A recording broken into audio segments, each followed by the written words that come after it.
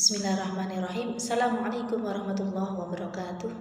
Bismillah, alhamdulillah, wassalatu wassalamu ala rasulillah Sayyidina Muhammad ibn Abdillah wa ala alihi wa sahbihi wa mawala amma ba'du. Alhamdulillahirrabbilalamin. Pada kesempatan kali ini tiba saatnya kita masuk pada materi di mata kuliah studi fikih, di mana pada pertemuan sebelumnya sudah kita sampaikan outline materi yang kita akan sampaikan selama satu semester itu meliputi apa saja pembahasannya. Maka pada kesempatan kali ini akan kita awali pembahasan materi di mata kuliah studi fikih, tentunya diawali dengan definisi dari fikih itu sendiri apa, supaya nanti teman-teman mahasiswa tidak terjadi tumpang tindih pemahaman antara istilah satu dengan yang lainnya. Barangkali ada yang masih jumbuh dengan istilah fikih, jumbuh dengan istilah hukum Islam, syariat dan seterusnya.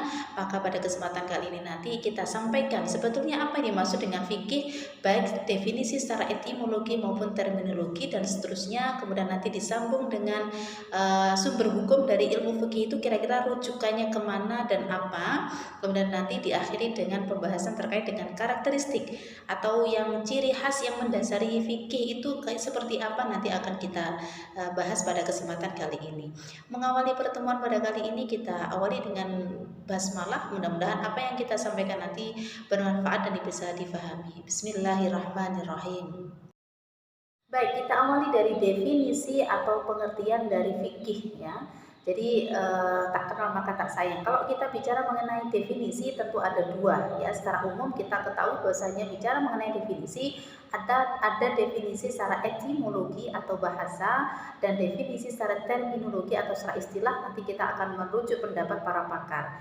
Nah, kita awali dari definisi secara etimologi atau bahasa, di mana kata fikih, karena mata kuliah kita itu ada studi fikih gitu ya, maka kata fikih yang perlu kita pertajam maknanya. Nah, kata fikih itu sebetulnya berasal dari bahasa Arab yang kemudian sudah diadopsi menjadi bahasa Indonesia, kemudian biasa diucapkan oleh kita dalam kehidupan sehari-hari. Nah, kata fikih itu sebetulnya adalah bahasa Arab yang merupakan bentuk masdar atau kata dasar, di mana kalau kita membuat susunan katanya yang berasal dari kata fiilnya, kalimat fiilnya itu adalah berasal dari kata faqiha yafqahu fiqhan. Jadi kemudian kata fikih itu sebetulnya memiliki sinonim atau padanan kata. Jadi padanan kata dari fikih itu bisa berarti al-fiqhu, berarti al-fahmu, atau berarti al-ilmu. Ya, jadi kalau kita bisa ngomong fikih itu berarti sama dengan al-ilmu. Al-ilmu itu berarti artinya pengetahuan. Atau fikih itu bisa disebut juga dengan istilah al-fahmu, secara bahasa artinya adalah pemahaman. Jadi padanan atau sinonim secara etimologi dari fikih itu setidaknya ada 3 ya. Jadi al-fiqhu itu boleh disebut dengan al-ilmu, kemudian bisa disebut juga dengan kata al-fahmu. Nah, kira-kira seperti itu secara penggalan kata, secara pendefinisi secara etimologinya. Kemudian kalau kita merujuk kepada pendapat salah satu pakar ya, ahli fikih, salah satu katakanlah menurut pendapat Al-Jurzani mengatakan bahwasanya fikih itu secara bahasa bisa disebut dengan istilah fahmu ghardul mutakallim an kalamihi. Maksudnya apa? Yang dimaksud dengan fikih secara bahasa itu adalah memahami maksud pembicara dari perkataannya. Jadi sebetulnya kalau kita bicara fikih itu berarti kita memahami sesuatu ya. Jadi memahami maksud pembicara dari perkataannya. Itu kalau menurut pendapat Al-Jurjani. Ada juga menurut pendapat Imam Muhammad Abu Zahrah, beliau membedakan kata fikih dengan faham gitu ya. Jadi nanti di dalam pendapatnya Abu Zahrah itu sebagaimana yang saya tampilkan dalam slide PowerPoint bisa dipahami. Yang dimaksud dengan fikih menurut bahasa, beliau mengatakan fikih itu adalah pemahaman yang mendalam lagi tuntas yang dapat menunjukkan tujuan dari perkataan dan perbuatan. Jadi kalau bicara fikih itu sebetulnya pemahaman yang mendalam. Jadi tidak sekedar tahu. Jadi kan terkadang dalam kehidupan sehari-hari kita menggunakan kata ya, tahu nggak, ngerti nggak, paham nggak gitu. Jadi antara kata tahu, ngerti, paham itu punya kedalaman makna yang berbeda. Tapi kalau sekedar ngerti itu kan belum tentu paham gitu. Jadi kalau menurut Abu Zahra yang dimaksud dengan fikih itu adalah pemahaman yang mendalam. Jadi tidak sekedar tahu tapi memahami secara mendalam yang dimaksudkan dari tujuan baik secara perkataan maupun perbuatan. Ini definisi secara etimologi. Jadi terkadang panjenengan ketika ditanya, kenal nggak sama si fulan? Oh saya tahu. Tapi kalau sekedar tahu itu berarti hanya sekedar kenal saja. Tetapi kalau paham itu berarti mengetahui secara mendalam baik secara perkataan maupun perbuatannya. Nah, ini bicara mengenai definisi fikih secara etimologi atau secara bahasa. Selain kita menyinggung definisi fikih secara bahasa, di dalam Al-Quran pun kata fikih ini seringkali disinggung. Nanti silahkan dicari, dicatat ya, bunyi lafaz dari surat yang saya maksud yang kemudian menyinggung atau menggunakan kata penggalan fikih. Nanti silahkan dicari di surat An-Nisa ayat 78, kurang lebih ayatnya berbunyi fama liha ula il qaumi la yakaduna yafqahuna hadisa. Nanti artinya apa dan maksudnya seperti apa nanti teman-teman bisa mencari, atau bisa dicari juga dalam surat Hud ayat 91. Kemudian ada juga surat yang lain juga bisa dicari di dalam Al-Qur'an ya, nanti surat An-Nisa 78 saya ulangi lagi, kemudian surat Hud ayat 91, kemudian surat Taubat ayat 87, kemudian ada surat At-Taubah lagi ayat 122. Itu kata yang digunakan salah satunya adalah menggunakan kata fikih dengan maksud yang tentu berbeda menyesuaikan konteks di mana ayat itu diturunkan. Selain itu sabda Rasulullah yang paling terkenal dengan fikih, Rasulullah itu pernah bersabda mayuridillahu khairan yufaqihu fiddin. Artinya apa? Barang siapa yang dikehendaki Allah itu mendapatkan kebaikan, niscaya Allah itu akan memberikan kepadanya tahu, faham, ngerti tentang agama. Ini adalah salah satu doa kita bersama. Mudah-mudahan teman-teman semua, kita semua di dalam belajar studi fikih ini memang salah satu upaya kita agar dikehendaki oleh Allah untuk faham tentang agama, sehingga kita termasuk orang yang dikehendaki oleh Allah untuk mendapatkan kebaikan. Salah satu indikator kita diberikan kebaikan itu adalah mudah dalam memahami, mudah dalam mengerti, mudah dalam mengetahui urusan agama. Kira-kira seperti itu. Jadi ini bicara mengenai definisi fikih secara etimologi dalam buku-buku atau referensi fikih karangan siapapun, buku judulnya apapun, silahkan dipelajari karena memang nanti ada banyak pendapat, dipersilahkan ya. Jadi nanti mau mengutip pendapat yang mana, yang jelas secara bahasa, saya ulangi sekali lagi, fikih itu berarti al-fahmu atau al-ilmu, artinya faham, tahu atau mengerti. Menyampaikan definisi etimologi dari fikih, maka kita percepat ya terkait dengan definisi fikih secara terminologi. Saya yakin teman-teman yang dahulunya pernah mengenyam pendidikan di tingkat aliyah atau di pesantren sudah tidak asing lagi terkait dengan definisi fikih itu kayak gimana. Tapi tidak ada salahnya kita mengulang kembali ya maksud dari definisi pengertian dari fikih itu baik secara etimologi maupun terminologi seperti apa. Barangkali ada yang lupa, kita ingat kembali, mengingat kembali definisi dari fikih itu seperti apa. Nah, kita masuk definisi terminologi atau secara istilah syarak itu yang dimaksud dengan fikih itu kayak gimana. Nanti sekali lagi dalam buku-buku atau referensi buku fikih itu banyak sekali pendapat tentang para pakar fikih terkait dengan definisi fikih itu kayak gimana. Di sini tidak saya tampilkan semuanya. Salah satu di antaranya adalah menurut pendapat Imam Abu Zahra, itu beliau mengatakan bahwasanya fikih itu adalah al-ilmu bil ahkam syar'iyyatil amaliyati min adillatiha tafsiliyah. Artinya apa? Yang dimaksud dengan fikih itu adalah ilmu yang menerangkan hukum-hukum syarak yang praktis atau bersifat amali yang diambil dari dalil-dalil terperinci atau tafsili. Jadi sebetulnya fikih itu bicara sesuatu yang praktis ya, bukan bicara sesuatu yang teoritis. Kalau teoritis itu biasanya nanti yang ngatur urusan syariat. Kalau fikih itu biasanya bicara sesuatu yang praktis. Maksudnya gimana Bu? Karena panjenengan barangkali ada yang masih bingung definisi antara fikih dengan syariat. Nanti kita pertajam di belakang. Nah, jadi di awal menurut pendapat Abu Zahra mengatakan yang dimaksud dengan fikih itu adalah biasanya ilmu yang membahas tentang hukum syarak yang bersifat praktis, ya, yang bersifat amali, bukan bersifat teoritis, ya. Contoh teorinya orang berwudu, ya, itu kan di dalam Al-Quran, di dalam hadis sudah jelas. Misalkan basuhlah wajahmu, basuhlah kedua tanganmu. Nah, di dalam syariat itu sudah jelas anggota badan mana saja yang harus dibasuh, itu berarti urusan syariat. Tapi kemudian fikih itu bicara sesuatu yang bersifat praktis atau amali. Artinya apa? Kalau di dalam Al-Quran atau hadis menyebutkan basuhlah wajahmu ketika wudu, basuhlah kedua tanganmu. Nah, itu urusan fikihnya di mana? Fikih biasanya kemudian para ulama membahas secara rinci, lebih detail lagi yang dimaksud dengan wajah itu mana. Yang dimaksud dengan membasuh kedua tangan misalkan. Nah, yang dimaksud tangan itu mana? Apakah cukup sampai pergelangan saja? Apakah sampai kepada siku? Nah, itu kemudian nanti diungkap secara detail, secara terperinci di dalam fikih. Kira-kira seperti itu. Mudah-mudahan panjenengan bisa membedakan ya. Jadi, misalkan masalah sholat juga begitu. Sholat di dalam Al-Quran hanya disebut aqimus sholat, dirikanlah sholat. Dan seterusnya. Tentang wudhu, tentang ibadah, tentang muamalah itu di dalam Al-Quran, hadis, syariatnya sudah jelas.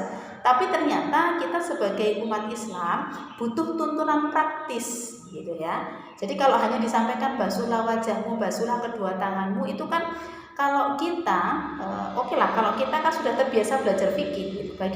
Bagi umat Islam di awal itu masih mempertanyakan. Kalau disuruh di dalam Al-Quran ada perintah membasuh wajah yang dimaksud itu mana? Batasannya wajah itu yang mana? Batasan tangan itu yang mana? Yaitu kemudian oleh ulama kita digodok lagi kemudian menjadi produk fikih. Nah, ini yang dimaksud dengan fikih. Ada lagi menurut pendapat yang kedua, menurut pakar yang namanya Abdul Wahab Khalaf. Nah, yang artinya kurang lebih juga sama, intinya adalah ilmu yang menjelaskan hukum syarak yang praktis, yang diusahakan dari dalil-dalil yang terperinci, kurang lebih sama lah ya. Intinya adalah bahasanya fikih itu adalah bicara sesuatu yang praktis. Kalau secara teorinya itu sudah diatur dalam syariat, tapi penjabaran dari syariat itu ya, jadi tetap fikih itu nanti merujuknya kepada syariat. Kalau fikih itu kan produknya ulama, ya. Nanti kita pertajam lagi karena kita masih masuk pada pengertian gitu. Jadi tetap merujuk pada dalil yang ada, kemudian dioncei, dikupas secara mendalam gitu. Jadi dalilnya sudah ada nih, tapi kemudian dikupas secara mendalam, secara rinci oleh para ulama. Begitu. Jadi nanti sekali lagi kalau bicara mengenai teori, mengenai konsep itu sudah dibahas. Kalau masalah ibadah tentu sudah dibahas secara rinci di dalam Al-Quran maupun hadis sebagai syariat. Tetapi kemudian fikih di sini dalam rangka untuk menjelaskan ya, karena kita mengingat Rasulullah sudah wafat. Jadi kita mau bertanya kepada siapa lagi? Kalau Rasulullah sudah wafat, maka kita bertanya kepada ulama. Maka produk ulama inilah yang kemudian disebut dengan fikih. Itu baru urusan wudu, belum urusan yang lain gitu ya. Jadi masalah sholat, masalah puasa dan seterusnya. Di dalam Al-Quran hanya bicara mengenai perintah puasa, tetapi tentang aturan bagaimananya tentang praktisnya puasa, praktisnya zakat dan seterusnya. Seperti kita kalau di dalam Al-Quran wa'atuz zakah, syariatnya ngomong tunaikanlah zakat gitu. Nah, ini praktisnya kayak gimana? Zakat yang dimaksud itu kalau zakat fitrah seperti apa? Nah, kemudian di Indonesia para ulama kita kemudian menemukan hasil istihad bahwasanya zakat fitrah untuk orang-orang Indonesia itu tidak menggunakan kurma sebagaimana yang ada di dalam hadis-hadis atau yang lain, tetapi ternyata kita menemukan hasil istihad dari para ulama dari fikih yaitu berupa beras. Nah ini gitu loh. Ini salah satu produk fikih kita. Dan salah satu dari produk fikih yang sudah ditelurkan oleh para alim fakih kita, jadi para ulama fikih kita. Gitu. Jadi dasarnya tetap ada di dalam Al-Quran dan hadis gitu. Tetapi praktisnya kayak gimana? Orang melaksanakan zakat itu wujudnya kayak gimana? Nah, ini tugasnya para ulama untuk membedah, untuk mengupas secara detail, secara tuntas di dalam fikih. Mudah-mudahan bisa dipahami. Kemudian ada satu lagi lah ya, nanti silahkan dicari dalam buku-buku terkait dengan definisi terminologi, terkait dengan definisi fikih. Selanjutnya menurut Abu Hamid Al-Ghazali itu disampaikan bahwasanya fikih itu adalah ilmu yang menerangkan tentang hukum syarat yang ditetapkan secara khusus bagi perbuatan-perbuatan manusia atau mukallaf, yang pada akhirnya dari produk fikih yang sudah dihasilkan oleh para ulama kita dengan merujuk dari dalil yang ada itu kemudian muncul istilah wajib, haram, mubah, sunnah, makruh, gitu, sah, kemudian rusak, sahih, fasid, ya, batal, tentang ibadah yang dilaksanakan secara qadha atau pelaksanaannya di luar ketentuan dan hal semacamnya. Artinya sebetulnya Rasulullah baik melalui Al-Quran maupun hadis, terkadang perintahnya tidak menyebutkan kata wajib atau haram. Misalkan aqimis sholah, di situ tidak ada kata-kata wajib, gitu loh. Tapi kemudian ulama kita membedah kata-kata aqimis sholah ini kok ketemunya menjadi wajib itu kayak gimana lah. Ini adalah hasil kerja keras ulama kita untuk membedah dalil yang sudah ada di dalam syariat yang kemudian nanti menjadi petunjuk bagi umat Islam yang itu merupakan hukum syarat yang bersifat praktis. Oh, kalau ternyata sholat maghrib itu wajib. Oh, sholat qobliyah ba'diyah itu adalah sunnah. Nah, ini wajib, sunnah, haram, mubah, makruh dan seterusnya ini adalah sudah hasil dari fikih begitu. Karena banyak dalil yang secara eksplisit maupun implisit itu tidak disebutkan secara langsung. Oh, ini wajib, oh ini sunnah begitu. Meskipun ada beberapa yang juga menyebutkan. Kira-kira itu mudah-mudahan bisa dipahami ya definisi baik secara etimologi maupun terminologi dari fikih sebagai pembuka perkuliahan kita sehingga nanti supaya tidak terjadi pemahaman yang salah maksud daripada fikih dalam menggunakan kalimat atau kata fikih dalam kehidupan sehari-hari pun juga harus hati-hati. Fikih itu beda dengan syariat. Meskipun fikih itu adalah bagian dari syariat, tetapi harus tahu apa itu syariat, apa itu fikih. Berikutnya adalah setelah kita mengenal lebih dekat definisi baik secara etimologi maupun terminologi dari fikih, maka selanjutnya adalah kita akan membahas terkait dengan objek ya, objek kajian ilmu fikih. Sebetulnya kalau kita bicara fikih, yang boleh disentuh, yang boleh diistihadi oleh ulama melalui fikih itu apa saja. Maka sebetulnya kalau ada pertanyaan seperti itu, yang menjadi objek kajian ilmu fikih itu adalah semua perbuatan, perkataan dan tindakan mukallaf. Ya, yang dimaksud dengan mukallaf itu apa? Mukallaf itu adalah bukan mu'allaf tapi mukallaf. Jadi sekali lagi saya ulangi, yang menjadi objek kajian ilmu fikih itu adalah segala perbuatan, perkataan maupun tindakan dari seorang mukallaf. Nah, yang dimaksud dengan mukallaf itu siapa? Mukallaf itu adalah orang muslim yang mampu dibebani hukum. Ya, orang muslim yang mampu dibebani hukum, yang dia sudah balik, tidak gila, begitu. Dari segi hukumnya, termasuk hukum-hukum yang mensifati perbuatan dari mukallaf itu, seperti wajib, sunnah, makruh, mubah, sah, batal, qadha dan lain sebagainya. Jadi intinya adalah yang menjadi objek kajian ilmu fikih itu adalah semua perbuatan, perkataan dan tindakan dari seorang mukallaf dari segi hukum, baik menyangkut masalah hukum wajib, mubah dan seterusnya itu. Nah, yang dimaksud dengan mukallaf apa? Sudah kita sampaikan tadi. Nah, kalau kita merujuk pendapat dari Muhammad Salim Madkur, bahwasanya hukum praktis atau amaliyah yang lahir dari perbuatan, perkataan dan tindakan dari seorang mukallaf itu sebetulnya secara garis besar objek kajian ilmu fikih itu ada dua macam. Yang pertama adalah yang berkaitan dengan hubungan antara mukallaf dengan Allah Subhanahu wa taala atau biasa disebut dengan istilah hubungan hablum minallah, yang kemudian fikih tersebut dinamakan dengan istilah fikih ibadah karena kaitannya dengan hubungan adanya ciptaan hubungan antara mukallaf hamba dengan Tuhannya, yang kemudian nanti muncul fikih ibadah. Seperti nanti peraturan praktis terkait dengan bagaimana caranya beribadah, sholat, zakat, puasa dan seterusnya. Jadi secara garis besar yang pertama objek kajian dari ilmu fikih itu adalah fikih ibadah. Jadi fikih ibadah nanti kalau dipecah banyak lagi, fikih haji, fikih sholat, fikih zakat, fikih puasa dan lain sebagainya. Itu yang pertama. Kemudian yang kedua, yang berkaitan dengan perbuatan mukallaf secara individual dan masyarakat. Ya, kalau tadi hubungan hamba dengan Tuhannya, tetapi kalau sekarang hamba dengan hamba. Jadi dengan sesamanya.